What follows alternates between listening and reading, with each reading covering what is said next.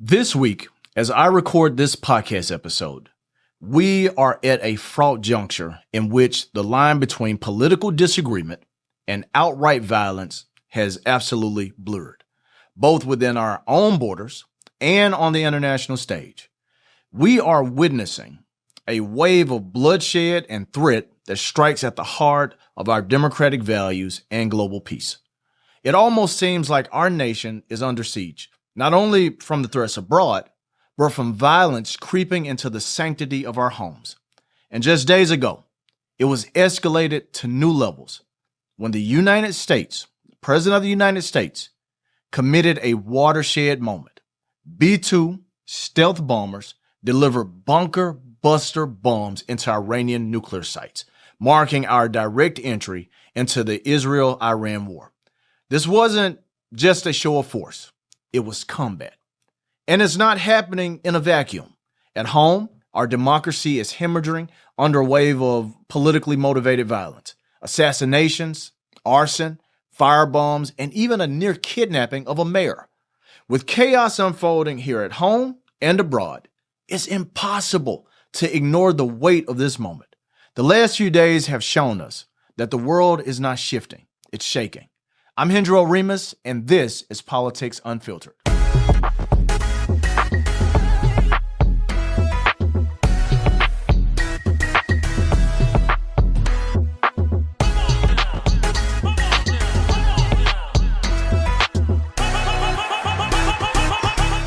First, thanks for tuning in for another Unfiltered episode. If you haven't already, make sure that you subscribe to the podcast to stay up to date on new episodes. We drop new episodes every Monday. I want to make sure that you get them on time every time, so subscribe. Now let's hop into it. This past week in Minnesota, tragedy struck when a sick, twisted nutcase, this political combatant, if you want to call him that, put on a police uniform, and in the darkness of night, he knocked on the doors of duly elected officials. In the darkness of night, this guy knocks on the doors dressed as a cop. His flawed ideological pursuit of partisan cleansing led him to kill Minnesota State House Speaker Melissa Hortman and her husband Mark. That was after carrying out an ambush that severely wounded State Senator John Hoffman and his wife, who he shot 9 and 8 times respectively, or 8 or 9 times. Both of them went through surgery and they are out of the hospital and in critical condition. All of this carnage by a lone gunman who had targeted them precisely because of their political positions. Authorities describe it as an act of targeted political violence. Go ahead and bookmark that term, targeted political violence, because that's what we're starting to see be carried out all across the country. Thankfully, the assassin was not able to carry out any further attacks. He was apprehended, especially after law enforcement officers found a hit list with more than 70 Democratic leaders and progressive activists listed on it. Listen, these shootings, folks, are a chilling sign. Political violence has gone from rhetoric to home invasions. Offices, courthouses, even the private lives of elected officials are no longer safe. And the repercussions of all of this are already reverberating. These copycats are already starting to pop up. And more of these political hitmen are feeling emboldened that they can seek out and cause harm to public servants. That's evident in places like my hometown of Memphis, Tennessee, where this week a 25-year-old man attempted to carry out the abduction of Mayor Paul Young. The suspect here, 25-year-old Trenton Abston, jumped a wall leading into the subdivision where Young and his family live, walked directly to their home, and knocked on their door. When police later arrested that suspect, they found a taser, gloves, rope, and duct tape in his car.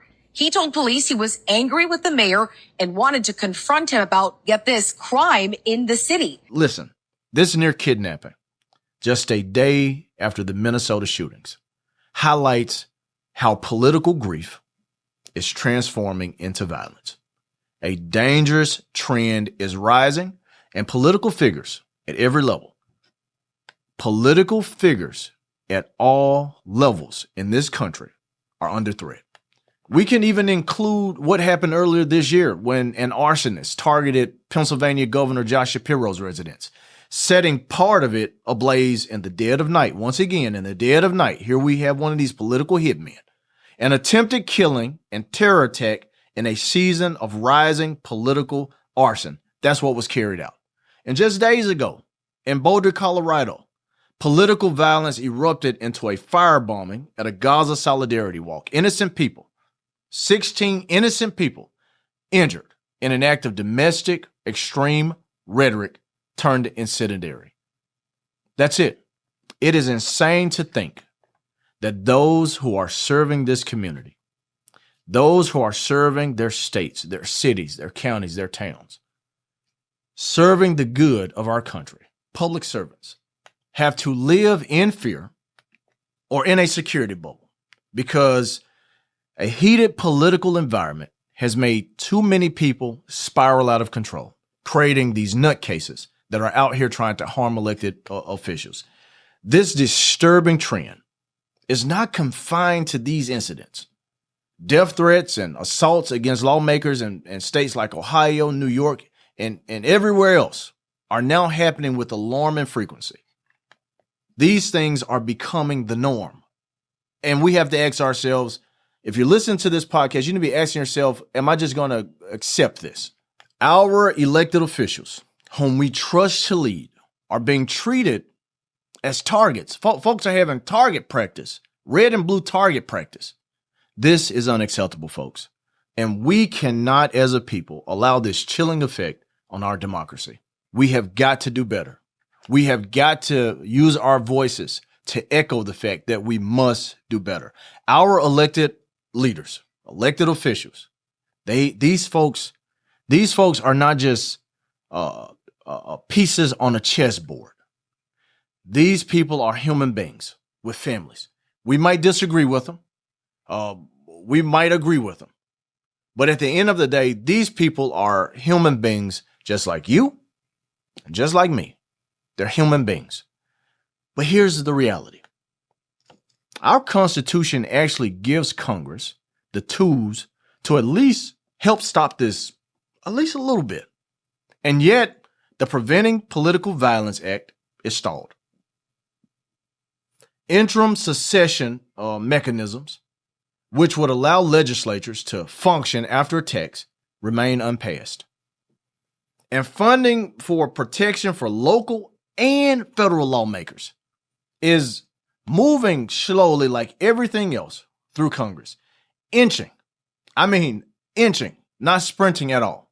If Congress remains silent, if Congress does not step up and do something, if they remain silent on this issue, the message that we're sending to public servants, the message that we're sending across the globe, the message that we're sending to these political hitmen is that democracy is optional.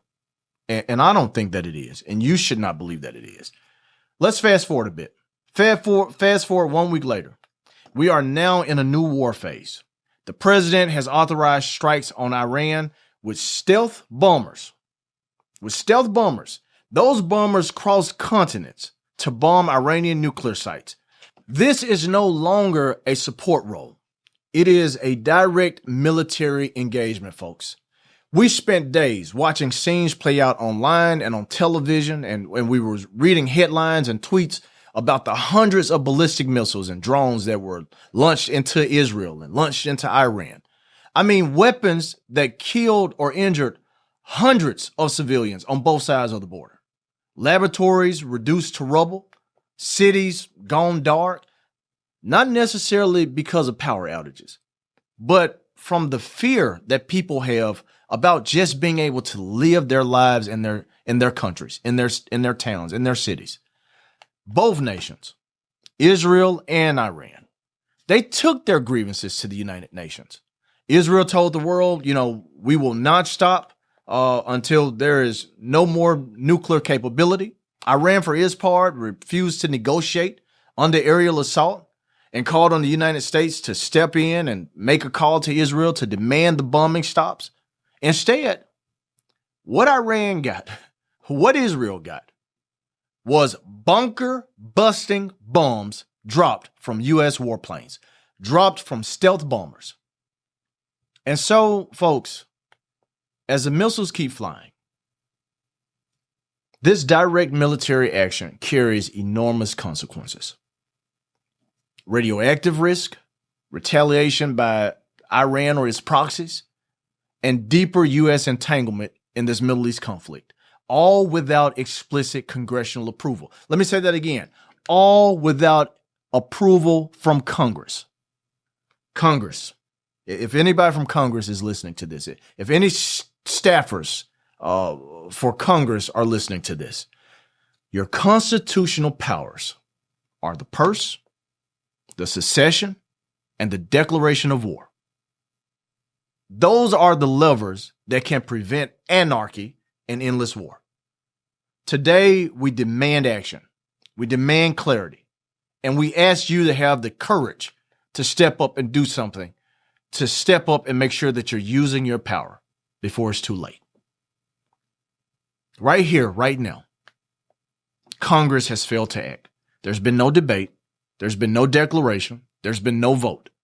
Congress has not authorized this war. Congress did not authorize the attack.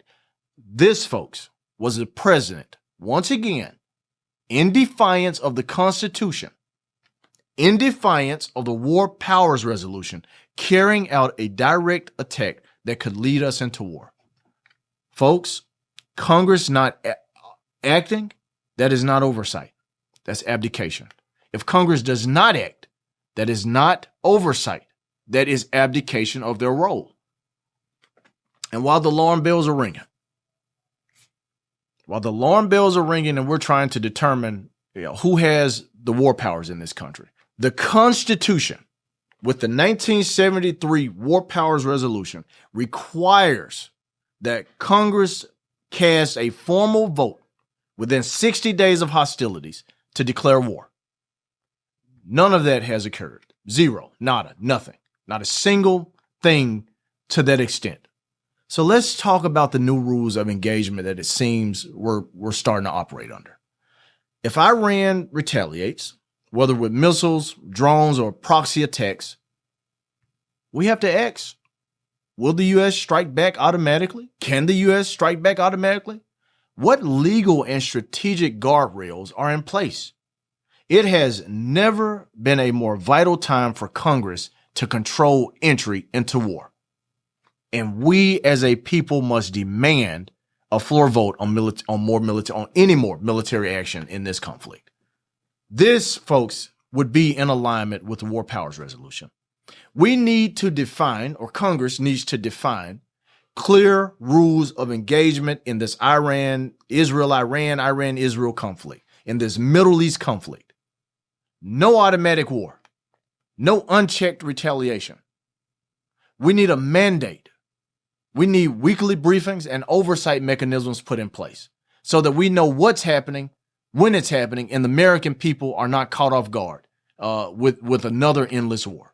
And finally, we need to tie emergency aid to diplomatic channels. We should be committed to aid and de-escalation, not open-ended wars. We have fought too long in the Middle East. We cannot be committed to another open-ended war because in reality, there is absolutely too much at stake. Our U.S. troops that's in the region, are they now accomplices or targets? Without clarity, they are definitely bait. We know that. We know that Iran's retaliation may hit our bases or our ships. And then we have to worry about if Houthi attacks on U.S. vessels will resume if we stay engaged. That's not even to mention the impact on global markets, refugee flows, nuclear escalation, all these things, consequences of war without boundaries. Folks, we have got to demand that Congress sets boundaries in this conflict. But most importantly, what will be the cost of this conflict on our soldiers, on future generations, on their families, on us. What will be the cost of this war? What will be the cost of life? And are we right now sitting in front row seats to the opening days of World War III? America does not need to be engaged in another prolonged war in the Middle East. I can't say that enough. We should not be engaged in another prolonged war in the Middle East with nations that refuse to seek peace with one another. So to President Trump, so long to the peacetime president title. No more Mr. No Wars. You're a wartime president. Prior to the decision to attack Iran, even Republicans were leery of the idea. Even the conservative talking heads were at odds about what the president should do or how he should respond. Let's be clear. This moment is not about political parties. This is about power and whether we still believe in the checks and balances our system was built on. The stakes in this conflict are too high. The president's escalation in the Middle East could easily pull our troops back into another endless war. And at home, silence from Congress and complacency from our elected members of Congress would send a shocking, I believe a shocking message that executive overreach is the new norm, that the president can do whatever he wants. He can take us to war whenever he wants. So folks, where do we go from here? How do we fix this obsession that we have with war, our obsession or addiction to Middle East conflict? This moment, I believe, demands more than headlines. It demands leadership. We need leaders willing to say war is not strategy, silence is not safety, and blind loyalty is not patriotism in this country. We must support, as American people, we must support diplomacy over escalation, transparency over posturing, and above all, humanity over headlines, over who's scoring points. Because whether it's Tel Aviv, Tehran, or any state here at home, lives are on the line. And it's up to us. Yes, all of us. If you're listening to this podcast, it is up to you to demand that those with power act with principle. Those with power must act with principle so that we don't find ourselves in World War III.